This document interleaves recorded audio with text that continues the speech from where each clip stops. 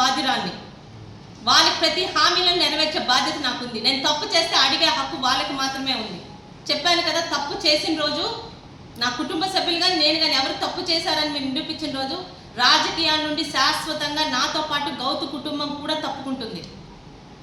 నిరూపించలేకపోతే అప్పలరాజుని ఒకటే అడుగుతున్నానండి, ఎన్ని రోజులు కావాలంటే అన్ని రోజులు తీసుకోమనండి. గుండు కొట్టించుకొని నా ఇంటి ముందు చెప్పుతో కొట్టుకొని నాకు క్షమాపణ చెప్పమని కోరుకుంటున్నాను. అంతేగాని ఆయన్నేమి నేను రాజకీయాలు వదలమనట్లే, ఎందుకంటే అది ఎలాగో వదలడు కాబట్టి. కానీ నాకు నా నిజాయితీ మీద, నా కుటుంబ సభ్యుల నిజాయితీ మీద అంత నమ్మకం ఉంది. 3 తరాలుగా 12 సార్లుగా మాకు అవకాశం ఇచ్చారు, ఇస్తూనే ఉన్నారు. ఆ పలాసకి ఎంతో రుణపడి ఉన్నాను. నా తాతని తండ్రిని గెలిపించినందుకు నాకు ఈరోజు విజనరీ చంద్రబాబు నాయుడు గారి హయాంలో ఒక అవకాశం వచ్చింది. పలాస ప్రజలకు రుణం తీర్చుకోవాలని వచ్చాను.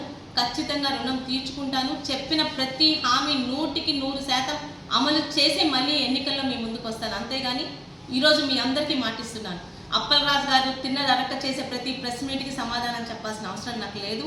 బురద అంటించే వాళ్ళ పని బురద అంటించడమే. ఆయన చేసే ప్రతిదానికి నా అభివృద్ధితోనే, నేను చేసే అభివృద్ధి పనులతోనే సమాధానం మీకు చెప్తానని చెప్తూ, మరి నాకు ఇంత టైం కేటాయించిన పలాస పాత్రికేయ మిత్రులకు ప్రతి ఒక్కరికి కూడా